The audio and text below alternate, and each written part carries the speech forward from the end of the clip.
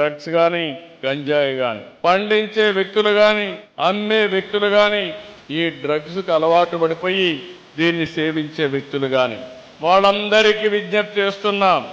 ఎవరైనా అడ్డ వస్తే తొక్కుకుంటా పోవడం తప్ప ఎవరిని వదిలిపెట్టం.